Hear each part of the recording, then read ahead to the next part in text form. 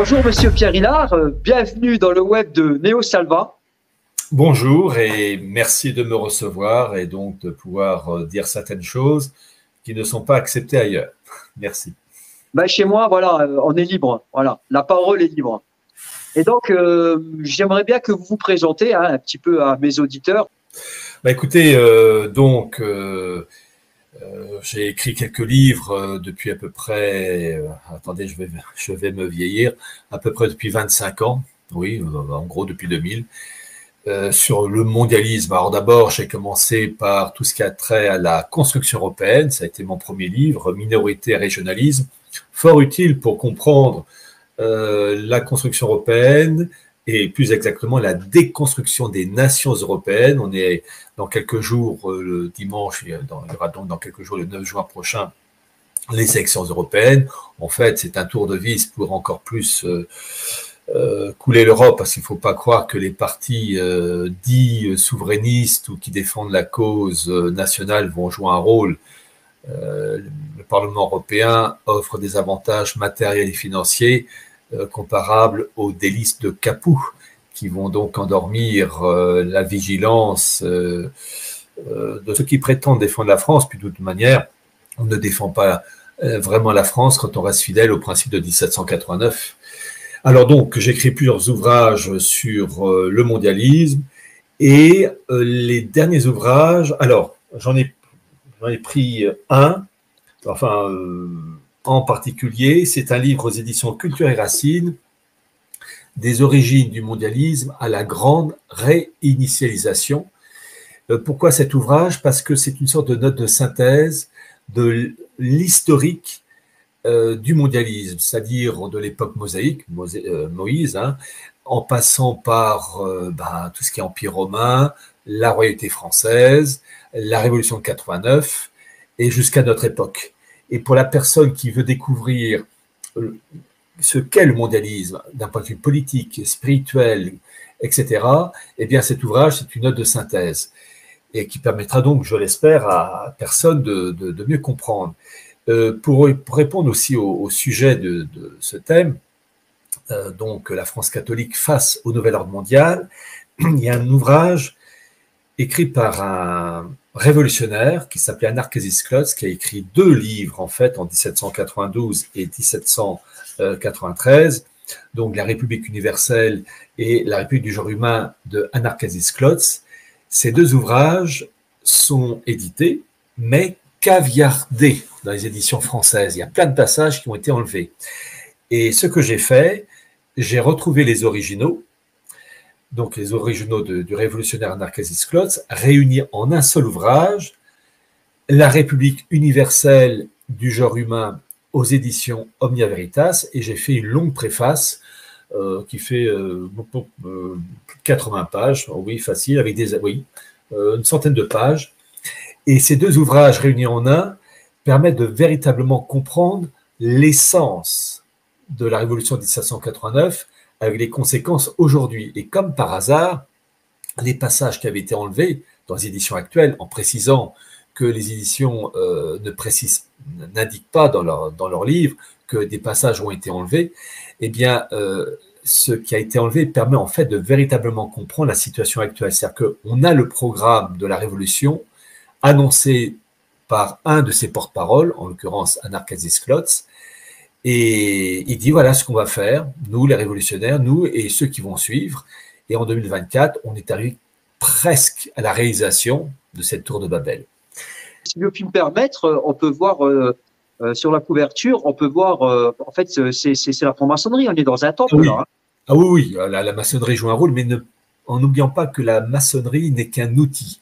En fait, le véritable moteur, c'est le judaïsme rabbinique, il faut le dire. Et d'ailleurs, lui-même le dit. Hein, il rend hommage aux capitalistes hébreux et à la Kabbale, qui est l'interprétation ésotérique du judaïsme. J'aurai peut-être l'occasion de citer quelques extraits. Donc, c'est aux éditions Omnia Veritas.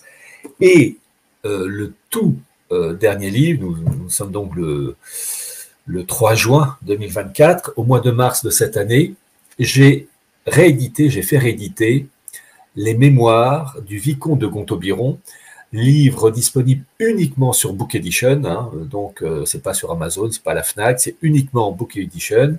J'ai fait une très longue préface, plus d'une quarantaine de pages. Et pourquoi j'ai voulu rééditer cet ouvrage? Alors d'abord le vicomte de Gontaut-Biron, et ça va de pair avec le sujet, donc la France catholique face au nouvel ordre mondial. Le vicomte de Gontaut-Biron a été le premier ambassadeur de France après la défaite de Napoléon III à Sedan en 1870. Il a été ambassadeur de France à Berlin de 1872 à 1877. Et il a écrit ses mémoires, il n'a pas eu le temps de tout terminer, il est mort malheureusement trop tôt, il est mort en 1890, mais déjà ce qu'il a raconté, 600 pages, ça aide déjà à comprendre. Et pourquoi j'ai voulu rééditer ce bouquin, qui à l'origine est sorti après sa mort, en 1906, parce que le vicomte de Gontaut-Biron était catholique, légitimiste, et il avait parfaitement compris le mondialisme de l'époque. Pourquoi? Parce qu'au lendemain de la défaite de Napoléon III, il y a une tentative de restauration de la royauté française, avec des rivalités entre les légitimistes et les orléanistes. Et le chancelier Bismarck va tout faire pour réenraciner les principes de 89, mais sous une apparence respectable. Comme il disait, il voulait une république conservatrice. C'est-à-dire le poison enrobé dans un beau papier d'emballage. Et le vicomte de Gontaut-Biron, lui, avait parfaitement compris l'habileté, le caractère machiavélique du chancelier Bismarck, et il va tout faire pour essayer d'alerter les hommes politiques français de l'époque, en l'occurrence Adolphe Thiers, en vain. Mais on a une photo, j'allais dire, de la tumeur cancéreuse qu'il avait parfaitement, une tumeur cancéreuse mondialiste, qu'il avait parfaitement analysée. Et ce qu'il raconte, en fait, c'est une photo d'une époque. Et j'ai voulu rendre hommage à cet homme qui avait parfaitement compris. Alors, sur la couverture, vous avez donc le vicomte de Gontaut-Biron. Vous avez à côté Adolphe Thiers, qui était le président de la République à titre provisoire, parce que la République a été vraiment instaurée en France grâce à Bismarck en 1877. Et à côté, vous avez le chancelier Bismarck et son banquier juif allemand, Bleich Schröder, qui avait été présenté au chancelier allemand par la famille Rothschild. Et les mémoires du vicomte de Gontaut-Biron sont absolument extraordinaires. Donc vraiment, j'ai voulu que cette photo de l'époque soit remise à jour, dans ce sens que pour comprendre la situation actuelle de 2024 et de la France en particulier, vous avez certes la Révolution française 89 et vous avez cette chute progressive. Et en 1871, 72, 73, 74, etc., vous avez une photo de cette époque grâce à Gontaut-Biron. Et donc, on a une étude au scalpel d'un homme qui avait parfaitement compris ce qu'est l'esprit de la Révolution et ce qu'il fallait faire pour l'empêcher. Et il avait compris, je vous dis, la politique bismarckienne. Voilà. Donc, c'est uniquement sur Book Edition. Et vraiment, le vicomte de Gontaut-Biron doit être remis à l'honneur. C'est un grand défenseur de la cause catholique et royale française. Merci pour cette entrée. Donc, on aimerait bien savoir le rôle de la France un petit peu face à ce nouvel ordre mondial, parce que on sait que la France, elle est la fille aînée de l'Église, et on sait qu'il y a des pays hostiles qui cherchent un petit peu à transformer cette France en un État fédéré en Europe pour la diluer un petit peu. Qu'est-ce qu'elle peut faire, la France fille aînée de l'Église, face à ce nouvel ordre mondial? Déjà, bien comprendre qu'en 2024, ceux qui cherchent à défendre la France née du baptême de Clovis, il ne faut jamais oublier ça, sous la direction de l'évêque Saint-Rémy, ceux qui ont vraiment compris sur quoi repose la civilisation française, on est peu nombreux, très peu nombreux. Et donc, c'est bien pour ça, excusez-moi, mais c'est bien pour ça que je fais des vidéos en sorte qu'elles soient diffusées pour que les gens puissent apprendre, connaître leur vraie histoire. Une histoire de France qui est magnifique, et c'est pas celle écrite dans les livres, hein, pas dans les livres d'école.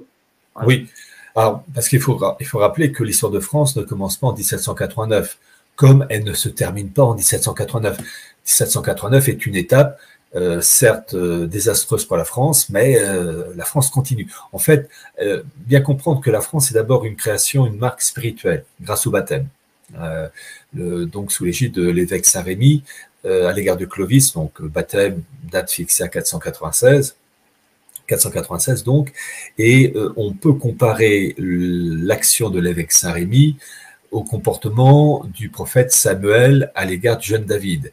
Et d'ailleurs, les propos tenus par le prophète Samuel, donc on est dans les années 1000 environ avant Jésus-Christ, à l'égard du jeune David, c'est quand jeune David devient le premier roi de cette fameuse lignée davidique. Je rappelle que dans sa partie humaine, le Christ est descendant du roi David, comme la Sainte Vierge et Saint Joseph.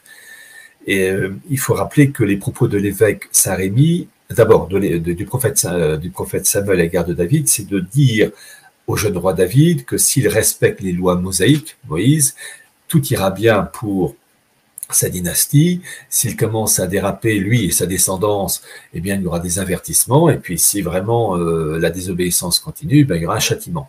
Eh bien, on retrouve le même profil avec les propos tenus par l'évêque Saint-Rémy à l'égard de Clovis, où il dit que lui et sa descendance, s'ils respectent l'Église et cette alliance entre la jeune France, je mets des guillemets parce que la France en 496 n'existe pas, l'Empire romain vient de s'écrouler, mais disons que l'entité qui va devenir matériellement France, plusieurs générations après évidemment, mais l'entité déjà spirituelle qui va donner la France est d'abord une marque spirituelle via le baptême de Clovis, eh bien l'évêque Saint-Rémy reprend les mêmes formules, si je puis dire, que le prophète Samuel, où il dit à Clovis que lui, sa descendance, il respecte les lois de l'Église, etc., tout ira bien pour la dynastie. S'il commence à dévier, à désobéir, il y aura des avertissements, et puis si vraiment il continue dans l'erreur, il y aura une punition. La punition, c'était 1789. Donc, c'est bien comprendre que la France, née du baptême de Clovis, est dans la continuité de la lignée davidique, mais attention, via l'incarnation. Ça, c'est l'élément clé. Ne pas commettre plus que l'erreur, la volonté de tromper, de pervertir avec les propos d'Éric Zemmour, quand il dit que Saint Louis est un roi juif. Ce qu'il dit est fondamentalement faux. Certes, la royauté française se rattache à la lignée davidique, le roi David, Salomon, etc., mais ce rattachement n'est valable que par l'incarnation. C'est-à-dire que le Christ, vrai homme et vrai Dieu. Et chose qu'évidemment, Zemmour ne dira jamais. Je rappelle que Zemmour a dit, on peut retrouver ça sur YouTube ou Dailymotion, que le Christ c'est la mort. Bon, donc en tant que juif de confession juive, il s'oppose, il est logique en tant que juif, Zemmour. Mais je vous rappelle que la civilisation française, elle n'est pas juive, elle est catholique. Dans ce sens qu'il y a d'ailleurs une formule à bannir, c'est l'expression civilisation judéo-chrétienne. Voilà.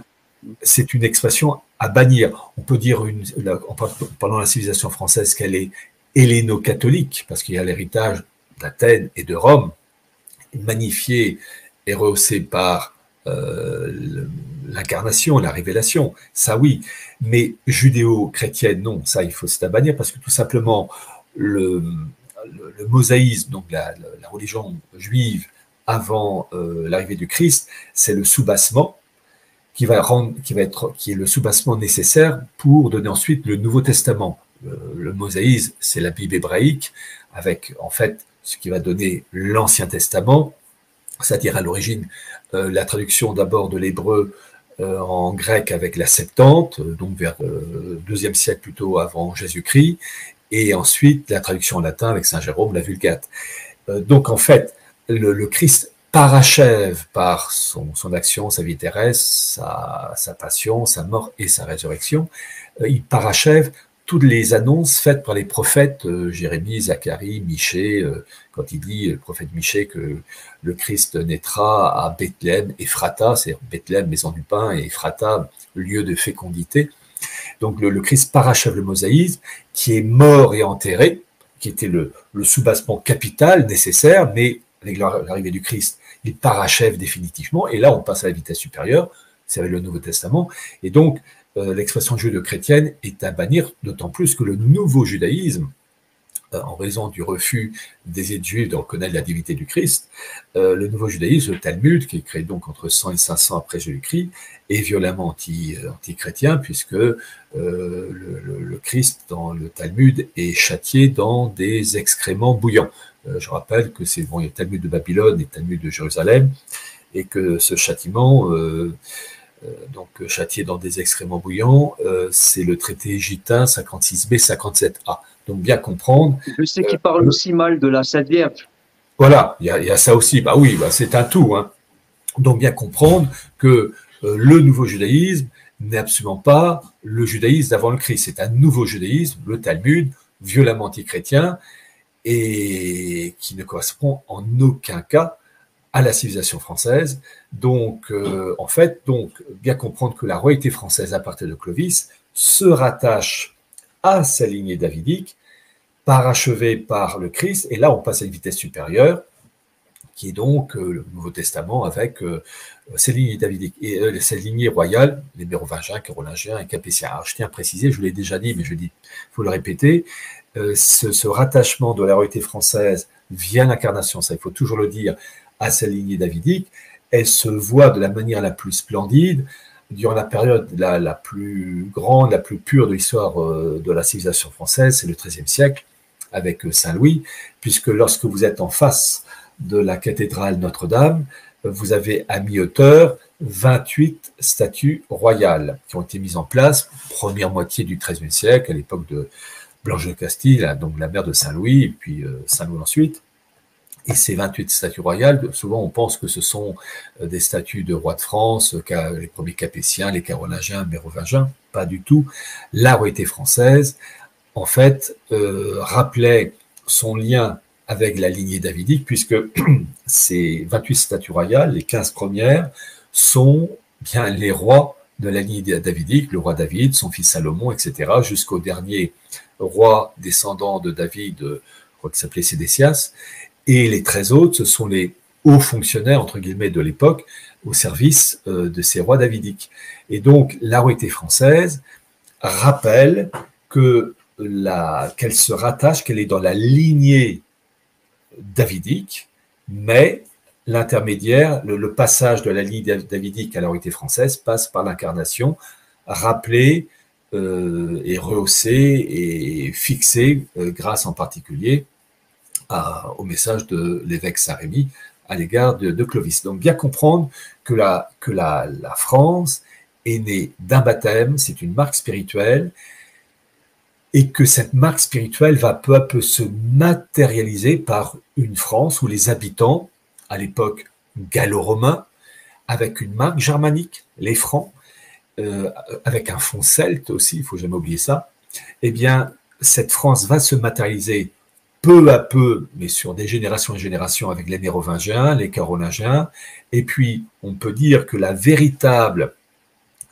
notion de France et de patriotisme français apparaît en gros 7 siècles après, avec la fameuse bataille de Bouvines, c'est le roi de France Philippe Auguste, la bataille de Bouvines du 27 juillet 1214, où le roi de France est confronté au roi d'Angleterre Jean sans Terre et à l'empereur germanique du Saint-Empire romain germanique Othon 2, 3, 4, je sais plus le chiffre exact. Et en fait, on retrouve la menace classique des anglo-germains pour essayer de détruire la France, et la victoire de Philippe Auguste en 1214, le 27 juillet, eh bien, est une victoire extraordinaire, puisque les Anglais vont perdre l'essentiel de la face ouest de la France, qui était l'Empire plantagenet. Ces territoires deviennent français, mis à part la région de Bordeaux, et l'empereur du Saint-Empire romain germanique qui est renvoyé dans ses filets.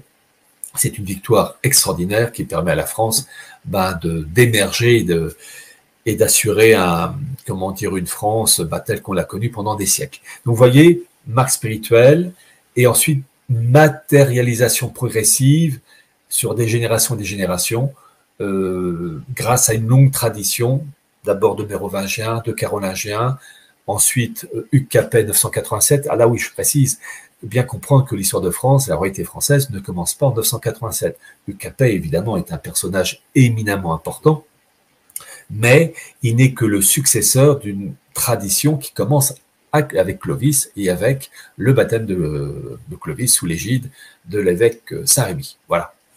Donc si on comprend bien, comme Israël a combattu ses ennemis pour l'expansion d'Israël, la France a combattu les Anglais, elle a combattu les Allemands pour qu'elle devienne la France qu'elle est aujourd'hui.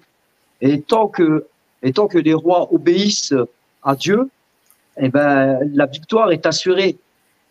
Oui, alors il y a une chose, c'est que effectivement, quand on regarde l'histoire des Hébreux, des 12 tribus d'Israël, on voit d'abord de nombreux combats entre les Hébreux et puis des peuples adversaires, je pense aux Philistins, mais il n'y a pas que. Mais ce qui est frappant dans l'histoire biblique du monde hébraïque, c'est que vous avez des défaites retentissantes des Hébreux, voire même des occupations, voire même des destructions. Je pense en particulier d'abord les 12 tribus d'Israël qui vont se séparer. Vous avez 10 tribus d'Israël qui vont vers les années... en fait, vous avez le royaume d'Israël qui va éclater en deux parties. Vous avez le royaume de Judée avec la tribu de Dan et la tribu de Juda. Et puis, ça c'est là, j'allais dire, c'est l'Israël authentique qui reste fidèle aux lois mosaïques. Et puis, vous avez les 10 autres tribus qui sont les tribus, j'allais dire, rebelles. Si on peut faire une comparaison avec la situation actuelle, on dirait que ce sont les 10 tribus d'Israël orléanistes qui se rebellent contre l'autorité mosaïque. Et ces 10 tribus vont être détruites quelques temps plus tard, en 722, la destruction de ce royaume du nord, et avec la dispersion des 10 tribus d'Israël. Donc en fait, il ne restera plus que sur les 12 tribus, que les 2 tribus restées fidèles à la loi de Yahvé, la tribu de Juda, c'est-à-dire la tribu du roi David et de sa descendance, et la tribu de Dan. Et malgré tout, il va avoir des désobéissances, d'un relâchement de la part des dirigeants de ces 2 tribus. Et vous avez ensuite la destruction de ces 2 tribus, donc en 586 avant Jésus-Christ, avec Nabucodonosor, la déportation à Babylone. Et puis voilà. Donc en fait, ce qui est frappant, c'est que on observe un parallélisme entre le comportement des Hébreux, dans certains cas obéissants, puis quelquefois qui désobéissent et qui se font punir, et la royauté française qui va, par certains aspects, être extraordinaire, mais aussi montrer des moments de faiblesse et de désobéissance. Et en fait, si vraiment on a une date, une période indiquée des premières flétrissures où la royauté française commence à devenir naturaliste, c'est-à-dire à voir les choses d'une manière purement politique. Le défaut de Charles Maurras, il disait toujours politique d'abord. Non, le véritable message, c'est celui qui a été annoncé déjà par l'évêque Saint-Rémy, mais qui avait été rappelé par l'extraordinaire épopée de Sainte Jeanne d'Arc, Dieu qui était en fait le véritable roi de France. Et la royauté française avait commencé avec le roi Philippe le Bel. Donc je rappelle, Philippe le Bel est mort, d'abord il est né en 1268, il est mort en 1314. Philippe le Bel, c'est le roi de France où il y a un début de naturalisme dans sa politique, c'est-à-dire politique d'abord. Et cette flétrissure va continuer. Il va avoir un coup d'arrêt avec Sainte Jeanne d'Arc qui rappelle d'une manière absolument incroyable, unique dans l'histoire de l'humanité, que le roi de France est le lieutenant du Christ et que le roi de France doit créer les conditions matérielles, que ce soit en politique intérieure ou politique extérieure, pour permettre à ses sujets de gagner leur ciel, parce que c'est ça la finalité du projet, et que la France doit être un modèle pour ensuite, je veux dire, diffuser la bonne parole aux autres nations. En fait, c'est ça, le rôle de la France, c'est par la France évangéliser le monde. Oui, mais alors là, vous savez, la France a joué, de nombreux missionnaires a joué ce rôle, mais ce qui est frappant, c'est que la France a eu des moments sous la royauté française, de faiblesse et de reniement. Et en fait, on observe une chute progressive, une naturalisation de la politique française, comme je vous l'ai dit, commencer avec Philippe le Bel, mais qui va peu à peu continuer malgré les avertissements et le message de Sainte Jeanne d'Arc. Il ne faut jamais oublier que Sainte Jeanne d'Arc, elle est née par exemple à Domrémy, Don DOM, qui est l'abréviation de Domus, la maison de Rémy. Elle n'est pas née à Bordeaux ou à Plougastel d'Aoulas en Bretagne. Elle est née à Domrémy, c'est-à-dire qu'il y a ce pied de nez de la Providence pour rappeler que, et c'est ce que fera Sainte Jeanne d'Arc devant le gentil dauphin, en fait Charles VII, que la France doit, enfin la politique royale doit obéir aux directives de l'évêque Saint-Rémy, c'est-à-dire construire une société où les préceptes doivent s'inspirer du catholicisme, tout en respectant, attention, la distinction du spirituel et du temporel. Hein, la fameuse phrase du Christ devant Pilate, rendez à Dieu ce qui est à Dieu, à César qui est à César. Ça, c'est avec une complémentarité, mais le roi de France doit créer les conditions matérielles, politiques, etc., pour donner à ces sujets toutes les possibilités pour, je vous dis, gagner le ciel. Et aussi être un modèle pour diffuser ce concept de la politique à d'autres nations qui doivent s'en inspirer. Et malheureusement, on observe un décrochage au fil des siècles, avec en particulier le fait que les rois de France vont peu à peu vouloir soumettre l'Église, enfin l'Église de France, à l'autorité politique, alors que normalement, l'autorité politique n'a pas à soumettre les hommes d'Église. Les hommes d'Église doivent obéir à Rome, au patron, le pape, et doivent avoir une collaboration avec les autorités politiques. Mais malheureusement, les rois de France vont, au fil des siècles, malheureusement, ne pas respecter ces mesures. Et celui qui a commencé dans cette voie-là, malgré l'avertissement de Sainte Jeanne d'Arc, c'est Charles VII avec la fameuse pragmatique sanction de Bourges en 1438. Ça va être renforcé en 1516 avec la convention, le concordat de Bologne avec François Ier, à nouveau accentué en 1682 avec Louis XIV, la déclaration des 4 articles, où l'Église est de plus en plus soumise, l'Église de France j'entends, au roi de France, c'est-à-dire le roi de France choisissait ses évêques, etc.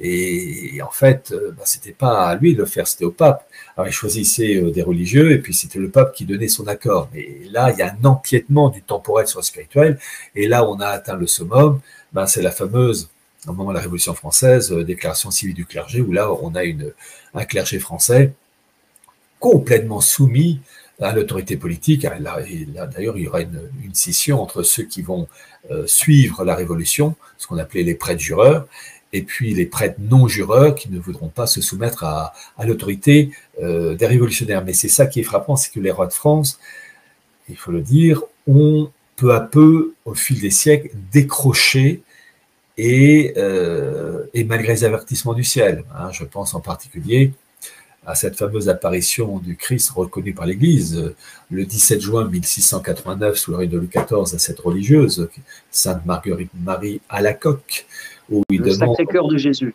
Et oui, il demande le Sacré-Cœur, mais en gros, pour la famille royale, la France, le roi. Et alors, est-ce que Louis XIV a été prévenu? Il y a des doutes. Son confesseur s'appelait le Père Lachaise. Et on ne sait pas trop. On se demande si Louis XIV a été prévenu. Il y a des doutes. Mais en revanche, Louis XV et Louis XVI avaient été prévenus des demandes. Et Louis XV et Louis XVI n'ont pas obéi. Alors, il est dit que Louis XVI, quand il était enfermé au Temple, avait dit que s'il retrouvait la liberté, il promettait, il jurait solennellement de consacrer la France au Sacré-Cœur. Bon. Et puis, les événements, c'était trop tard. Mais ce qui est révélateur, c'est que lorsqu'il y a cette demande pressante du Christ à Sainte Marguerite Marie, le 17 juin 1689, donc de consécration qui n'a pas été faite, 100 ans plus tard, 17 juin 1789, le tiers-État se déclare assemblée constituante. Donc, c'est la rupture du baptême de Clovis. Et ce qui est d'autant plus intéressant, c'est que cette demande du Christ en 1689 donc correspond à la montée en puissance des ennemis de la France et du catholicisme. Vous avez en particulier l'Angleterre où il y a eu dans la deuxième moitié du XVIIe siècle le basculement de la puissance financière juive des Pays-Bas, enfin les Provinces-Unies, à la City de Londres avec Cromwell, côté juif hollandais, Menasseh Ben Israël, et puis vous avez la création en 1694 de la Banque d'Angleterre qui en fait est le prototype des banques d'aujourd'hui, BCE, Fed, et puis la banque des banques, et la BRI, la Banque des règlements internationaux, en Suisse à Bâle, créée dans les années 30. Bon. Et donc en fait, on voit une montée en puissance des ennemis de la France, du catholicisme, d'un modèle de civilisation, surtout par la voie anglaise. Donc j'ai cité Cromwell, Menace Ben Israël, mais aussi avec ce qu'on a appelé la création de la Royal Society, qui déjà a été créée en 1660, qui a été le marchepied qui a rendu possible la création, quelques dizaines d'années plus tard, de la franc-maçonnerie, en 1717, avec donc James Anderson et Jean-Théophile Desaguliers. Donc on voit les avertissements du Christ sont des avertissements d'ordre spirituel à conséquences politiques, et ces avertissements n'ont pas été pris en compte par Louis XIV, ensuite Louis XV, Louis XVI, et on a eu les conséquences, c'est-à-dire l'infiltration de la maçonnerie en France, dès les années 30 à peu près, 1730, dans ces eaux-là. Les élites aristocratiques et bourgeoises françaises étaient, sauf exception, gangrénées par ces idées maçonniques, et puis on l'a payé en 1789. 1789, c'est une révolution d'essence judaïque. D'ailleurs, je vais vous donner une citation rapide j'ai consulté à la bibliothèque François Mitterrand les archives israélites. Et donc c'est dans des origines du mondialisme, la grande réinitialisation, et vous avez dans les archives israélites du 6 juin 1889, pour le centenaire de la Révolution, cette phrase: la Révolution française, en un mot, a un caractère hébraïque très prononcé. Et ce qui est frappant, c'est que lorsque Louis XVI a été décapité le 21 janvier 1793, place la Concorde, anciennement place Louis XV, en fait, c'était un rituel sacrificiel, un contre-baptême, en fait. Bien comprendre que le roi de France, vous avez l'homme et la fonction. La fonction est parfaite en tant que roi de France, puis vous avez l'homme avec toutes ses faiblesses. Bon.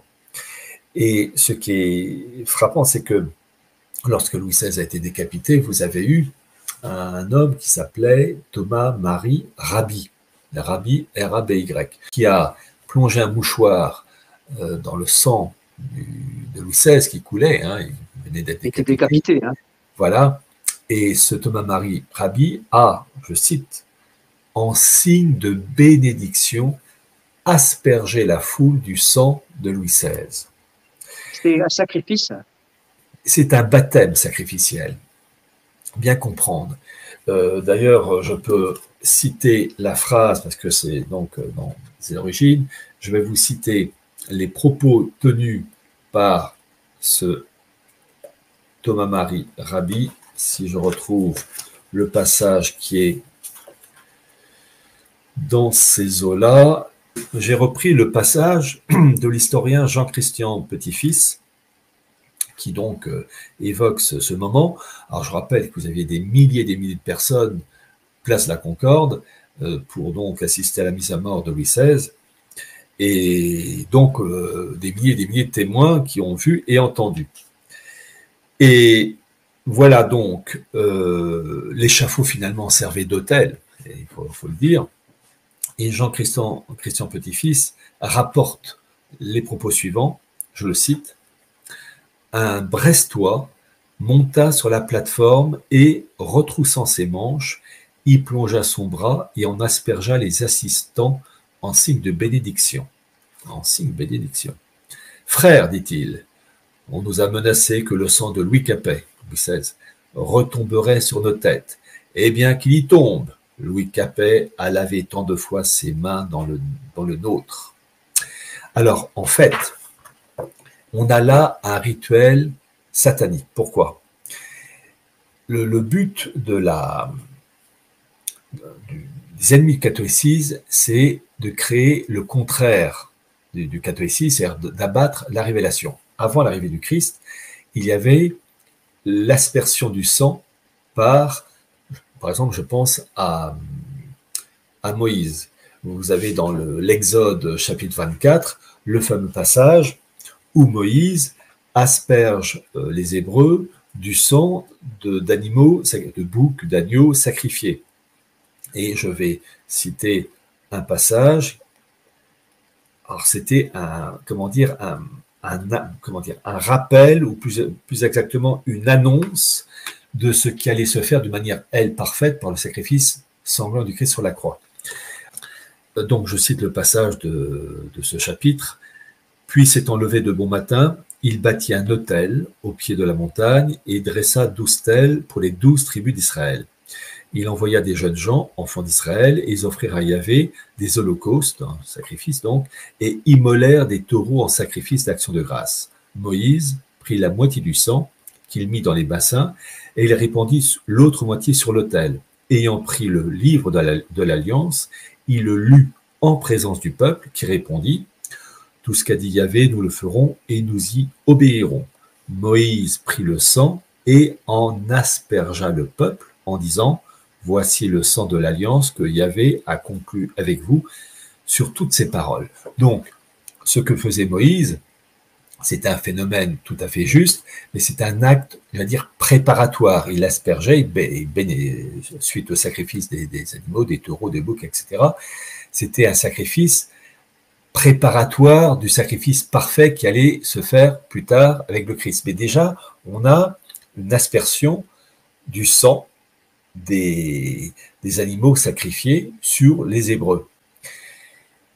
Et ce sacrifice, lui, comme je vous l'ai dit, est parachevé de manière totale et parfaite par le Christ. Eh bien, la mise à mort de Louis XVI et le fait d'asperger, grâce à ce Thomas Marie, Rabbi, les Parisiens, enfin les personnes présentes autour de l'échafaud, c'est un contre-baptême parce que le roi de France est le lieutenant du Christ. Et donc, c'est un baptême des sangs sataniques, c'est-à-dire qu'on sacrifie l'élément le plus proche du Christ, son bras droit, son lieutenant. Et c'est vraiment d'une perversité noire, complète. Et donc, c'est ça qu'il faut comprendre. C'est un contre-baptême. Et la France n'a pas fini de payer cet acte terrible. C'est un acte épouvantable. C'est un acte des sangs sataniques qui ne peut être réparé que d'une manière providentielle. Dans ce sens que aucun être humain, aussi intelligent, si fin soit-il, peut réparer une faute des sens sataniques. Il faut un contrepoison divin pour remettre de l'ordre. C'est pourquoi la démocratie, les élections européennes, enfin peu importe ce que sont que du vent. Voilà. Tout ce qui est républicain, de toute façon, voilà, n'aboutira pas à la restauration de la France chrétienne. Absolument pas. D'autant plus que la République est, par essence, d'essence judaïsante. Je rappelle que, ça, j'ai mis les passages clés là aussi dans des origines, les passages clés où la synagogue fait une prière pour la République. Si je pouvais retrouver le passage, vous lire les extraits, et c'est normal que la République soit honorée par la synagogue, puisque en fait la République est d'essence judaïsante. Je rappelle les propos de 1889 de la revue Archives israélites, où il est précisé que 1889 est d'essence hébraïque. En fait, je vais en profiter pour citer les passages clés d'Anarchazis Klotz, le fameux révolutionnaire, qui a présenté le programme de la Révolution. Alors, je ne vais pas tout vous lire, je vous lis les extraits. C'est à la fois un programme d'ordre politique et spirituel. Je cite « Un corps ne se fait pas la guerre à lui-même et le genre humain vivra en paix lorsqu'il ne formera qu'un seul corps, la nation unique. » Et dans les écrits de Klotz, les originaux, la nation unique, c'est écrit en lettres capitales. Au reste, le peuple fera justice de lui-même de l'absurde catholicisme. C'est sur les débris de tous les trônes que nous bâtirons l'édifice de la République universelle. République universelle, gouvernance mondiale. Donc, on combat le catholicisme pour mettre en place une gouvernance mondiale avec le vocabulaire du XVIIIe siècle, République universelle. Je continue à citer Klotz, tant que la plupart des Français assisteront aux sorcelleries de la messe, Tant qu'ils croiront que trois font un, ça c'est la Sainte Trinité, et que la partie est plus grande que le tout, et qu'un corps existe en plusieurs lieux à la fois, et qu'un homme efface les péchés d'un homme, il sera difficile de les guérir de la duperie du fantôme royal. La royauté est une espèce de prêtrise non moins absurde que tout autre sacerdoce. Et là, c'est très intéressant, parce que Klotz et ses comparses, hein, Robespierre, Marat, Gracchus Babeuf et bien d'autres, combattent à la fois le roi de France, qui est le lieutenant du Christ, donc qui est une sorte d'évêque, au sens politique du terme, mais la Révolution française combat aussi le prêtre. Ils combattent les deux. Donc là, il commence par la royauté française. Il y a cette volonté de mettre en place une gouvernance mondiale, la République universelle. Et les propos de Klotz sont les suivants: l'Europe et l'Afrique et l'Asie et l'Amérique se donneront la main dans la cité vaste et heureuse de Philadelphie. Ça, c'est la formule ésotérique, maçonnique d'un monde parfait. Et dans ses écrits, alors je tiens à préciser, les passages que je cite là avaient donc caviardés, sont caviardés dans les éditions actuelles. Donc là, on a les originaux. Que dit Klotz? Nous trouverons encore de puissants auxiliaires, de fervents apôtres dans les tribus judaïques qui regardent la France comme une seconde Palestine. Nos concitoyens circoncis nous bénissent dans toutes les synagogues de la captivité. Le juif avidi dans le monde est devenu citoyen français, citoyen du monde par nos décrets philosophiques. Donc je rappelle qu'en septembre 1791, les juifs vivant en France, il y avait à peu près 50 000 juifs, ont obtenu les mêmes droits que les Français catholiques. Je rappelle qu'avant 1789, le catholicisme était religion d'État et que les Français qui jouissaient des droits complets, c'était les catholiques, pas les juifs et pas les protestants d'ailleurs. Et là, donc, les juifs vivant en France sont mis au même niveau que les Français. Bon, catholiques. Je continue la citation. Cette fraternisation alarme beaucoup les princes allemands. On est en 1792, les guerres de la Révolution ont commencé. D'autant plus que la guerre ne serait ni commencée ni durée en Allemagne sans l'activité, l'intelligence, l'économie et le numéraire des Juifs. Les magasins, les munitions de toute espèce sont fournis par les capitalistes hébreux et tous les agents subalternes de l'approvisionnement militaire sont de la même nation. Il ne faudra que s'entendre avec nos frères les rabbins pour produire des effets étonnants, miraculeux. La souveraineté universelle, la nation unique, le peuple unique, le peuple humain. Et il y a des passages comme la République universelle remplacera l'Église catholique, la constitution de l'univers sera faite lorsque les droits de l'homme seront en exercice sur un globe divisé politiquement en 1000 cases départementales.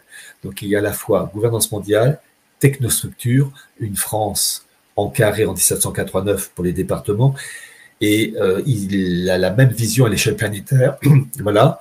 Et avec cette volonté de favoriser l'immigration, je cite le passage de Klotz, parce que le faire veut dire des personnes n'appartenant pas à la civilisation française, c'est dissoudre la nation française. Et ces caractéristiques nées du baptême. C'est dissoudre l'essence même de la France. Exactement. La France catholique, voilà. Exactement. Et il le dit, je le cite, « L'étranger, expression barbare dont nous commençons à rougir. Nous voyons à Paris, à Londres, à Madrid, à Amsterdam, plaider sa cause d'un Persan, d'un Indien, d'un Chinois, d'un Péruvien, d'un Turc, d'un Cafre, un Cafre c'est un noir, d'un Arménien. On discute en Europe les intérêts d'un habitant des antipodes, et l'on doutera si une assemblée représentative des deux hémisphères peut exister pour le bonheur permanent de l'humanité. Je ne connais de barrière naturelle qu'entre la terre et le firmament. Je demande la suppression du nom français. » C'est quand même dingue, hein? Quiconque a la débilité de croire en Dieu ne saurait avoir la sagacité de connaître le genre humain, le souverain unique. Et il y a la marque de la Kabbale qui est l'interprétation ésotérique du judaïsme, et vous avez ce qu'on appelle la métempsychose. Et dans la Kabbale, ça s'appelle le Gilgoul. Eh bien, Klotz, comme tous ses copains révolutionnaires, Klotz est imprégné de la Kabbale. Il écrit ceci: « Ensevelissez-moi sous la verte pelouse, pour que je renaisse par la végétation, métempsychose admirable, dont les mystères ne seront jamais révoqués en doute. » Donc on a cette marque kabbalistique, et il termine en disant « L'an premier de la République française et l'an premier de la République universelle. » Des origines du mondialisme à la grande réinitialisation aux éditions Culture et Racines. Donc bien comprendre que 1789, c'est quoi? C'est l'instauration d'une nouvelle métaphysique à conséquences politiques diamétralement opposées à la naissance de la France via le baptême de Clovis. Et nous vivons en C'est 2024. la deuxième naissance de la France, c'est la France mondialiste républicaine.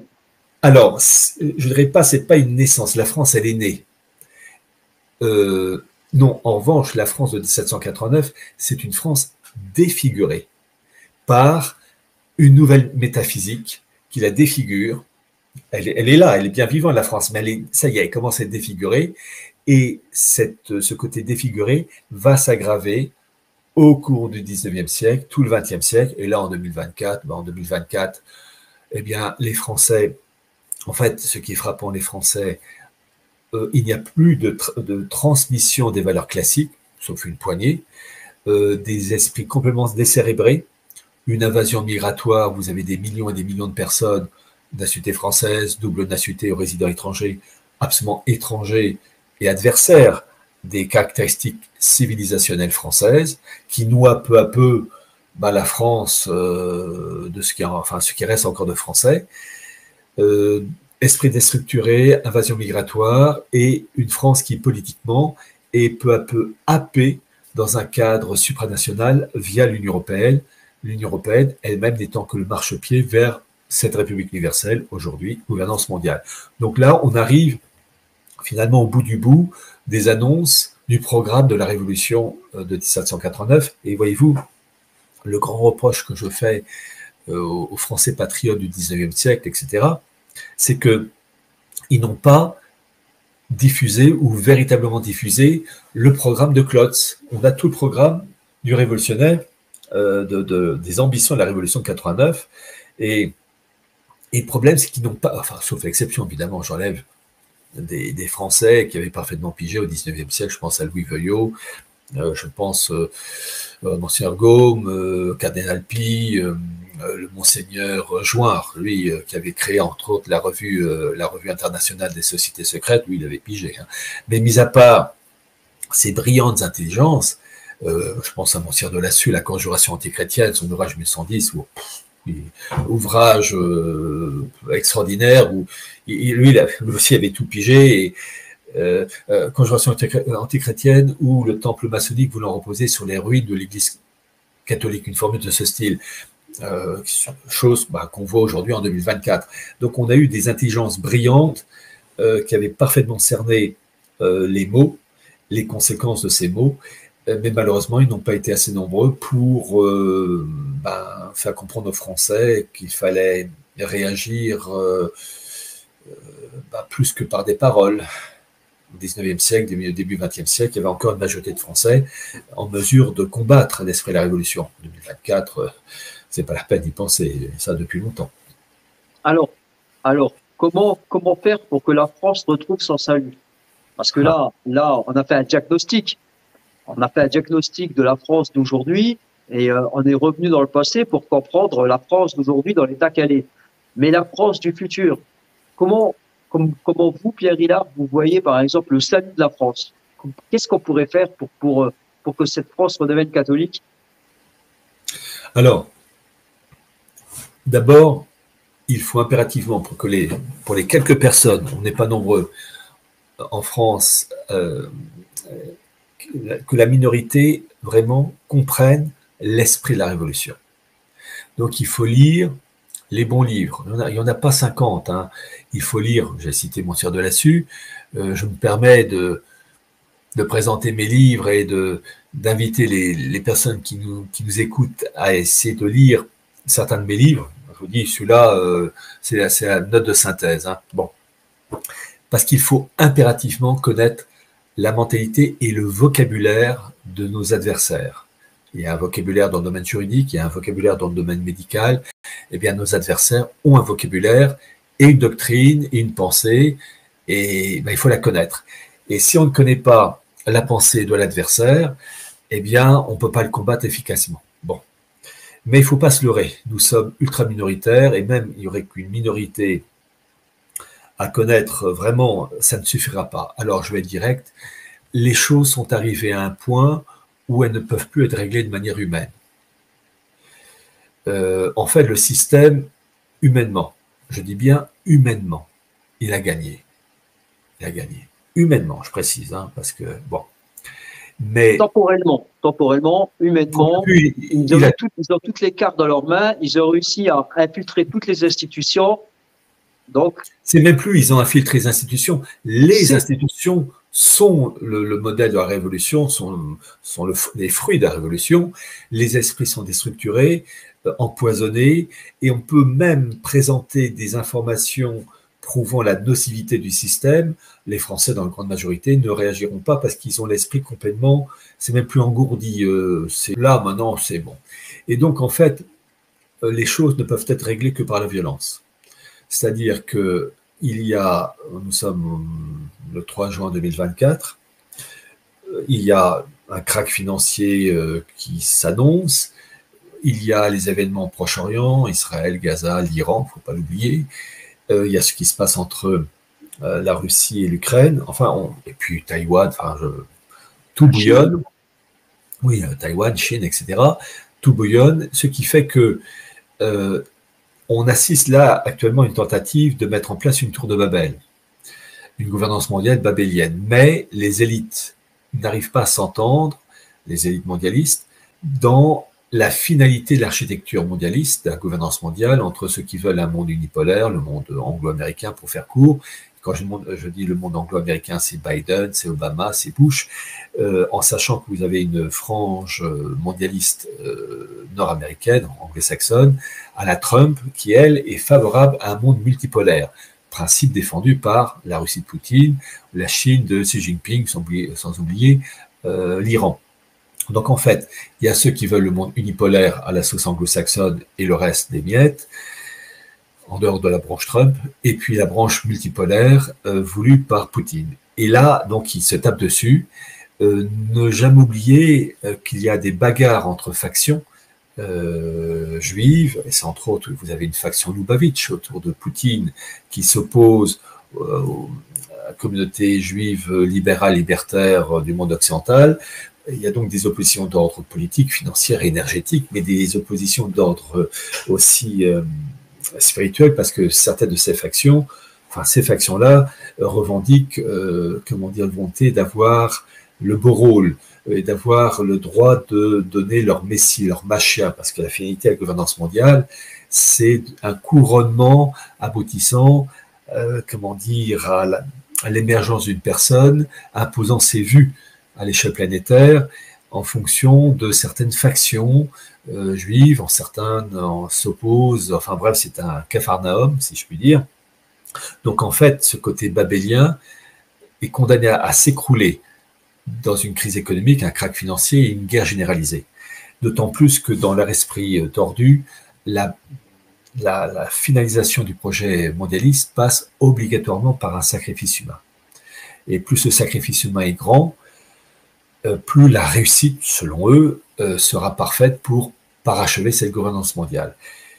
Et là, on ne peut plus rien faire. En fait, le reproche que je fais, que j'ai souvent fait, c'est que nos ancêtres, mis à part, je vous dis, les Monsignors de Lassieux et bien d'autres, Louis Veuillot, Donoso Cortés, je pense à cet Espagnol Donoso Cortés, qui est un personnage qui avait parfaitement compris l'esprit de la Révolution, mais mis à part ces élites françaises, espagnoles et d'autres pays avoir compris l'essence et la finalité de la Révolution, les générations précédentes n'ont pas vraiment compris ou n'ont pas voulu faire l'effort en disant en gros après moi le déluge. Et donc nous allons payer en 2024 et les années qui viennent le côté amorphe des générations précédentes. On ne peut plus régler ces choses-là de manière pacifique. Pour que la France se relève, qu'est-ce qu'il faut?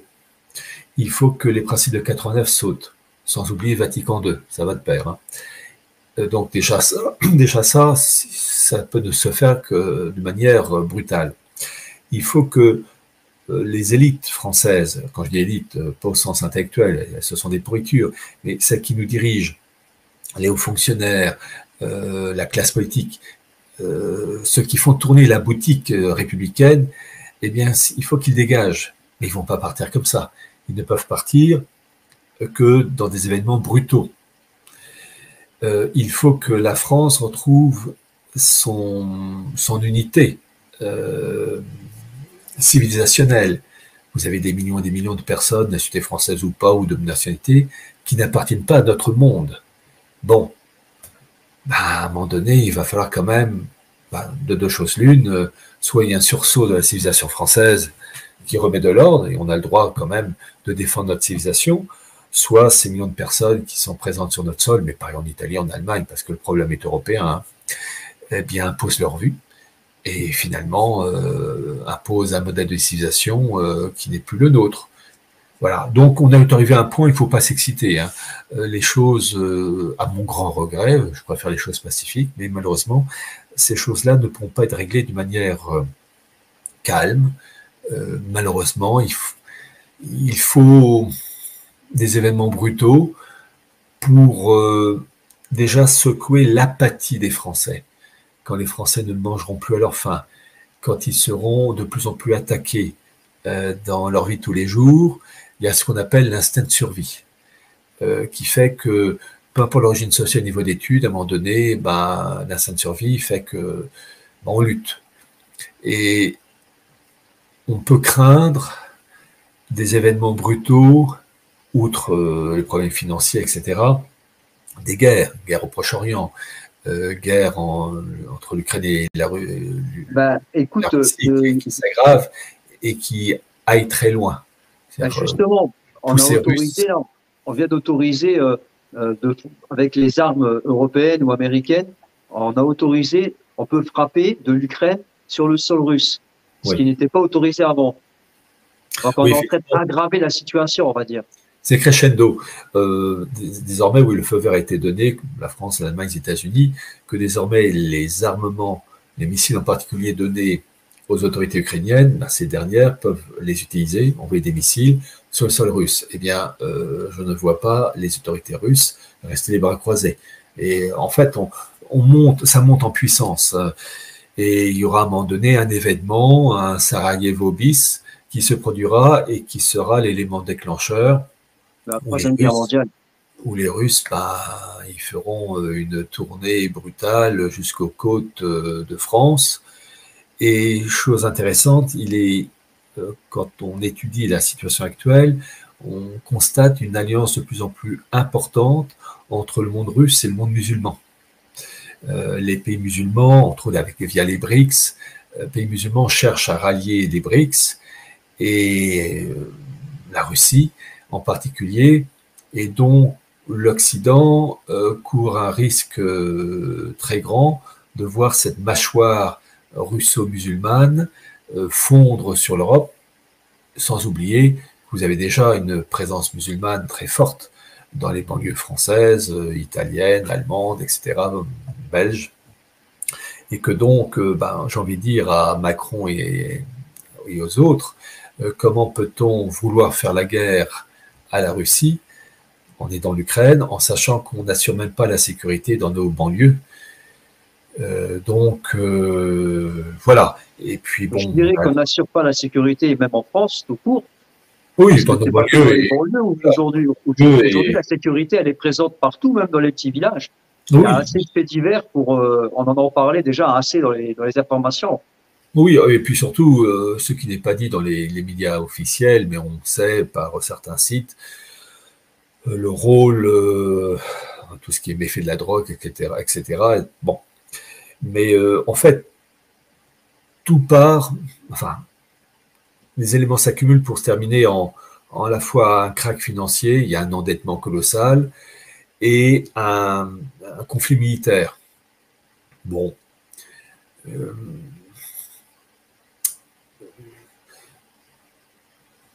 Ça réveillera inévitablement les Français, mais il y aura surtout beaucoup de morts pour permettre à la partie survivante de réagir. Tout ça pour vous dire que nous allons payer les erreurs et l'aveuglement de génération et de génération. Voilà. Bon. Monsieur Hédard, moi, je pense à une chose. Il y a beaucoup de groupes là qui se sont formés en France, dont moi je fais partie, mais il y a la France Prie, ou il y a d'autres groupes qui prient, qui demandent que Dieu intervienne un petit peu dans le présent des Français. Est-ce que c'est possible qu'on ait une nouvelle Sainte Jeanne d'Arc, ou alors même, par exemple, un nouveau roi, tel le grand monarque, qui peut venir sauver la France, sauver le monde? Alors, on a... Est-ce que Dieu peut ouvrir ses oreilles et peut-être intercéder en notre faveur? Alors, il y a l'aspect politique et spirituel qu'il faut voir. L'aspect politique doit être toujours subordonné, dans le cas de la France, au baptême de Clovis. Tant que la France n'a pas politiquement renoué ses liens avec ce baptême, il n'y a pas de renouveau. La rupture a eu lieu en 1789. Normalement, la France est condamnée à disparaître, bien normalement, humainement. Mais on a eu quand même des personnes qui ont annoncé un renouveau, et je pense au pape Saint-Pie X en 1911, qui a annoncé que la France, je reprends son expression, reviendra vers les fonts baptismaux de Reims. Mais, a-t-il ajouté, avant, il y aura de la souffrance. Bon. Alors, je reste très prudent dans les propos que vous avez tenus. Je pense sincèrement qu'il y aura un renouveau d'une manière miraculeuse. Parce que humainement, c'est cuit. Il ne faut pas se leurrer. Si on reste au niveau purement humain, on coule. La France, mais l'Europe. Hein. Bon. Donc, on a la certitude que la France ne peut pas disparaître. Parce que elle a été, entre autres, alors, je vais ajouter un petit élément. Il est très difficile de s'exprimer sur ces sujets-là. Premièrement, il faut être très prudent dans le choix de ces mots. Deuxièmement, il faut l'être d'autant plus que la plupart des gens qui écoutent les propos en question sont déchristianisés et à l'intelligence déstructurée. C'est-à-dire que les mots, les expressions n'ont plus le même sens par rapport à une personne qui aurait compris ses propos en 1900 ou en 1930. Les esprits sont tellement déstructurés, javélisés et tellement matérialistes qu'ils ne comprennent même plus le sens des propos. Et, bon. Donc je fais attention dans le choix de mes mots et surtout, bon, c'est pas la peine de tout dire, mais disons que vous avez eu quand même, je pense en particulier à l'apparition de la Sainte Vierge au XIXe siècle, que ça soit à Pontmain, que ça soit en France, enfin à Paris, rue du Bac, la Salette, etc. Et les différentes interventions et apparitions mariales au cours du XIXe siècle, les différents lieux géographiques forment la lettre M sur la France. Pellevoisin, Pontmain, enfin bref, les différents, quand on relie les points, ça fait M. Et donc on a, comme si la Sainte Vierge disait que quand même ça reste, que la France reste sa chasse gardée. Tant mieux. Mais donc on a une certitude qu'il y aura un renouveau, de manière miraculeuse, mais extrêmement brutale. Une délivrance. Oui, mais délivrance qui se fera dans des événements brutaux et sanglants. Il ne faut pas se leurrer. C'est ce que j'ai dit. Comment le renouveau ne peut se faire que des principes de 89 et de Vatican II qui sautent. Bon, pour que ça disparaisse, c'est pas par la douceur. Il faut des événements brutaux, inouïs, qui balaient. Bon. Ouais, ces événements, ils sont en train d'arriver. Hein. Ils arrivent. En fait, ce qu'on peut observer, c'est la montée en puissance de l'ouragan. Et il est alimenté en plus. Il est alimenté par les mêmes qui peuvent en subir les conséquences. C'est ça qui est incroyable. Oui, mais en fait, oui, ben, il met de l'huile sur le feu pour activer cette fameuse rédemption par le péché, parce que c'est le fond de l'histoire, c'est faire un mal en vue d'un bien, selon eux. Alors, j'ajoute un petit élément qui va paraître saugrenu, imbécile, mais je le dis quand même, et en fait, c'est un principe clé. J'ai toujours dit qu'il faut faire de son mieux, à son niveau. diffuser les informations les plus sûres et donc quelques personnes, le reste, j'y compte pas, quelques personnes qui veulent comprendre, lisent des ouvrages, je vous dis de Montserrat, etc., Louis Veuillot, et puis d'autres, je pense à Jacques Bordiot, je pense à Yann Moncomble, des personnes, je pense aux travaux de cet Anglais naturaliste américain, Anthony Sutton, qui a expliqué le rôle de la finance anglo-saxonne dans les révolutions, la révolution bolchevique par exemple. Mais donc il faut vraiment avoir des connaissances, avoir le système immunitaire pour nous rendre imperméables à l'esprit actuel. Mais je vais dire une chose qui n'a aucun sens aujourd'hui, depuis longtemps d'ailleurs, mais en fait il faut aussi réciter le chapelet. La Sainte Vierge l'a demandé très souvent, et si elle le demande, c'est pas pour rien. En fait, c'est le dernier élément. Mais ça n'empêche pas, attention, de faire de son mieux matériellement. Chacun à son poste, mais de surélever cette activité humaine et matérielle par le chapelet. Voilà. Et puis c'est ce qu'on essaye de faire avec un groupe catholique tous les deuxièmes samedis du mois à la cathédrale de Metz, en Lorraine. On fait le chapelet avec Cassandre, avec mon ami Florent le Royaliste. Alors, on est là, on prie et on demande à tous les saints, on fait la litanie des saints, de intercéder, de venir nous délivrer, de venir délivrer la France. Alors, on prie le chapelet. Alors, chacun le fait aussi à la maison, hein, et puis on se réunit en équipe. C'est très bien. Et on est en train c'est en train de se propager dans les différents départements ou régions françaises. Il faut le faire, mais je dis toujours, c'est seulement indispensable, il faut le faire, mais je dis toujours, il faut rajouter à cela une formation politique, il faut connaître le nom de nos ennemis, il faut connaître leur vocabulaire, il faut savoir ce qu'est le Talmud, il faut savoir qu'est-ce que le messianisme juif, il faut connaître ce qu'est le sionisme, il faut connaître ça, il faut avoir une connaissance, j'allais dire, matérielle, historique, parce que réciter le chapelet, c'est indispensable, mais il faut l'arrière-fond aussi temporel, rehaussé et encadré par le spirituel, le chapelet en l'occurrence. Il faut les deux. Réciter le chapelet, mais n'avoir aucune connaissance politique, historique, non, il faut les deux. Il faut compléter avec, voilà, c'est un côté jumeau. Bon, en tout cas, voilà, l'espérance, elle est là aussi. C'est que tant qu'on est là et tant qu'on est vivant, on continuera à se battre pour un monde meilleur grâce au ciel, grâce aux outils que Dieu nous a donnés, hein, le chapelet que la Sainte Vierge a révélé à Saint Dominique, et puis l'Eucharistie, puis les messes, puis les intentions de prière. Voilà, ça c'est notre combat à nous chrétiens. Et puis en organisant aussi des pèlerinages, en demandant l'intercession de Sainte Jeanne d'Arc au mois de juillet. Donc on vous invite cordialement à nous rejoindre. Voilà, mais vraiment j'insiste, il faut à tout prix se former. Le drame, c'est que, je vous cite par exemple, il faut que les Français connaissent le mot noachisme.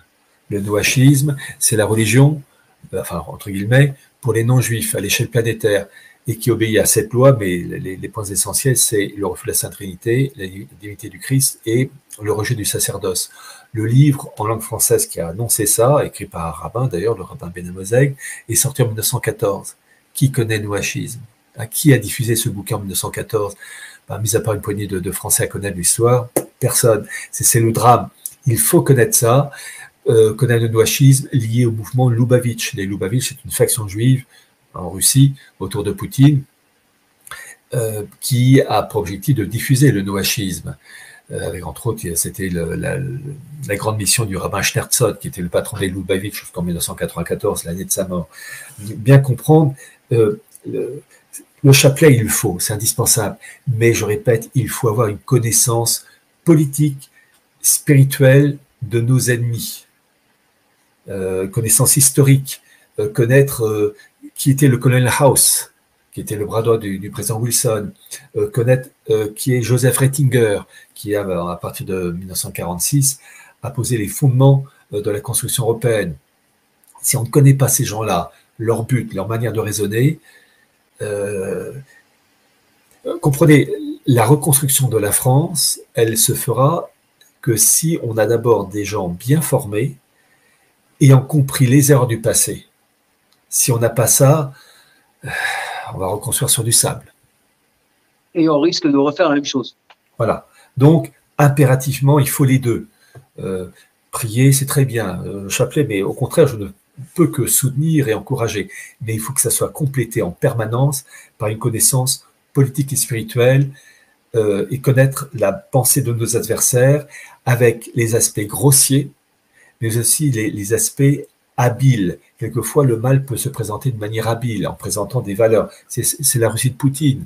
La Russie de Poutine défend des valeurs tout à fait justes, liées au Lubavitch, contre le wokisme, contre le LGBT. On ne peut qu'approuver, mais ne jamais oublier que ce monde russe, c'est un mélange d'orthodoxie, de pensée Lubavitch, avec des influences orientales, hindouistes, etc. Et Poutine, en fait, il met toutes les religions au même niveau, orthodoxie, islam, judaïsme, hindouisme, etc. Ben oui, mais on ne met pas au même niveau l'incarnation avec les Lubavitch et l'hindouisme ou l'islam.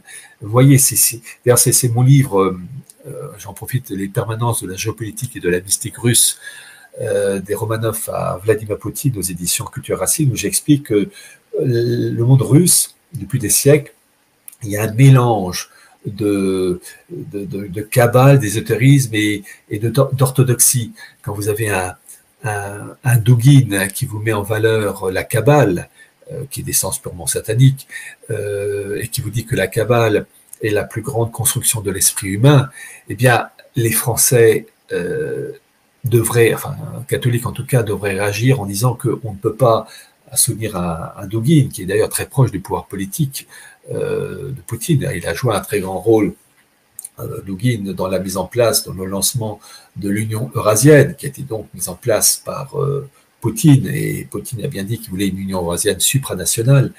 Mais quand on met en valeur la Kabbale, eh bien, ça devrait choquer les Français.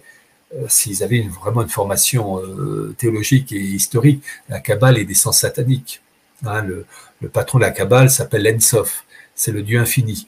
Et le Dieu infini, ou l'être suprême, c'est ce qu'on retrouve dans le préambule de la Déclaration universelle des droits de l'homme de 1789. Et l'Ensof, en fait, c'est Satan. Et donc, Dugin a cette référence, sans oublier Guénon, la tradition primordiale, donc c'est du poison, mais avec une apparence en fait, de valeur conservatrice, l'incarnation en moi. Ne jamais oublier que Dugin et tous ces relais, c'est toujours l'incarnation en moi, avec la gnose. En fait, on peut terminer par ça, le monde russe, par certains aspects, avec ses valeurs conservatrices, minant l'incarnation, etc., me fait penser aux relations contact entre Philippe de Villiers et l'avocat Gilles William Goldanel. Vous avez un Philippe de Villiers qui défend des valeurs classiques, des choses intéressantes, tout à fait justes, et il dit des choses tout à fait justes, mais en même temps, il s'associe en pensée à l'avocat Goldanel, dont les référents religieux et politiques ne sont pas en adéquation avec la France née du baptême de Clovis. Et donc, en fait, c'est pas normal de voir un Philippe de Villiers lié à un avocat comme Goldanel. Ce que je veux faire comprendre, c'est que vous pouvez avoir des représentants qui disent des choses justes, je pense à Philippe de Villiers, mais on ne peut pas y lier à des personnes dont la tournure d'esprit n'est pas en adéquation avec les caractéristiques de la civilisation française. Quand Philippe de Villiers parle de la Judée et de la Vendée, je suis désolé, ça ne va pas ensemble. Surtout dans le cas du Talmud. Et donc, en fait, c'est ça qui est frappant. Quand on regarde la Russie de Poutine, on voit ces alliances anormales entre l'orthodoxie, le monde juif avec les Lubavitch, mais aussi le monde musulman, etc. Alors, je précise toujours, il faut qu'à chaque fois que je le précise, que Poutine, en tant que chef d'État d'un pays immense, avec différentes confessions religieuses, il est obligé de traiter avec ces différentes confessions religieuses, c'est normal, mais il n'a pas à mettre au même niveau, comme le fait Dugin d'ailleurs, l'orthodoxie, l'incarnation, au même niveau que le judaïsme, l'islam, le bouddhisme, l'hindouisme, etc. Et en fait, la Russie de Poutine est imprégnée de cabale, mais de cabale en respectant des valeurs classiques liées à la tradition primordiale, l'incarnation en moins. Vous comprenez, il y a le monde occidental grossier, vulgaire, c'est très facile à condamner. Il y a le mal qui se présente sous apparence plus délicate. Et c'est le monde russe, mais en fait, c'est une présentation conservatrice, frelatée par la gnose et la tradition primordiale. Et Vladimir Poutine, des Alexandre Dugin et bien d'autres font partie de cette mouvance. Donc, on peut pas attendre de la Russie qu'elle délivre la France et qu'elle rétablit la royauté française, quoi. Ça, c'est une chimère, ça. Disons que les Russes, on les aura, ça, normalement. Ils viendront jusqu'en France, il y a de grandes chances, traverseront l'Europe, il y a de grandes chances, d'après ce que j'ai pu... Bon, bref, voilà. Mais la Russie, c'est ça que les gens ne comprennent pas. La Russie a été marquée par une marque satanique en 1917, la révolution bolchevique. Et quand la Sainte Vierge demande à Fatima la consécration à son cœur immaculé, c'est pour désinfecter. C'est une forme d'exorcisme, en fait, que la Sainte Vierge demande. Et tant qu'il n'y a pas eu ça, la Russie est marquée. Alors, je sais, marquée en mal. Alors, je sais que mes propos sont absolument inaudibles dans l'époque actuelle où les esprits sont matérialistes et christianisés et marqués par le naturalisme. Mais en fait, le fond de l'histoire, c'est ça. Et le problème, c'est que ces propos je sais, paraissent ineptes, saugrenus, mais pour ceux qui ont conservé encore une tournure classique, ces personnes-là, elles comprendront. Bon. Il faut que la Russie se convertisse au cœur immaculé de Marie, voilà, et que la France se convertisse au cœur sacré de Jésus, et peut-être qu'on rétablira la royauté. C'est ce que j'ai dit dans mon livre des permanences. Ces deux pays, France et Russie, sont tous les deux nés d'un baptême. 496 pour la France, 988 pour la Russie, Vladimir Ier. Vladimir. Ces pays ont été marqués par deux révolutions, des sangs sataniques, 1789-1917, et ces deux pays sont appelés à se relever par deux consécrations, Sacré-Cœur pour la France, Cœur Immaculé pour la Russie. Alors, comment, à quelle vitesse, aucune idée, mais on a la certitude que pour les croyants, les gens athées, agnostiques, matérialistes, eux, ils balancent à la poubelle, évidemment, ils n'y croient pas. Mais certitude que les choses se feront dans cette voie-là. Mais dans un torrent de souffrance et d'événements prodigieux qui dépassent d'ailleurs l'entendement humain. Il y a des choses qu'on ne perçoit même pas, tellement ça sera sidérant. Eh bien, sur ces mots, merci Monsieur Hillard Pierre Hillard, pour toutes ces observations, toute cette belle histoire que vous nous avez racontée. Ben, j'espère que les auditeurs comprendront un petit peu les enjeux de la gouvernance mondiale de la France dans cette mondialisation, dans cette nouvel ordre mondial. Voilà, qui comprendront un petit peu pourquoi on en est arrivé là. Très peu comprendront, une poignée. Bah, de toute manière. Bon, je pense que j'ai une paire d'auditeurs là qui vous suivent déjà et qui et j'espère que les personnes hésitantes chercheront. Lire vos livres. Oui, ça peut aider. Je vous dis, des origines mondialisme à la grande réinitialisation, qui donne note de synthèse ça va avec le titre que j'ai mis. Ah oui, et ceux qui veulent comprendre comment un homme du 19e siècle avait parfaitement compris ce que je vous raconte, l'ambassadeur vicomte de Comte-Aubiron, il avait pigé. Et c'est pourquoi j'ai voulu remettre à l'honneur pour que ça soit un modèle. Et donc, c'est uniquement disponible sur Book Edition. Si ça peut aider, si les autres ne veulent pas comprendre, bon. Et voilà, les amis, on était dans le web de Néo Salva avec Monsieur Pierre Hillard. N'hésitez pas à vous abonner et à cliquer sur la cloche. Alors, merci Pierre pour. Merci en tout cas de l'invitation et grâce à vous de dire certaines choses qui seront comprises par certains, mais rejetées violemment par d'autres. Tant pis. C'est ça aussi la liberté d'expression, hein, voilà. Ne pas plaire à tout le monde et plaire à d'autres. C'est ainsi. Il faut faire avec. Merci pour toutes ces explications. Hein. Je vous dis au revoir et je vous dis peut-être à bientôt au pèlerinage de Saint-Jean d'Arc à Domrémy. Je l'espère aussi. Au revoir.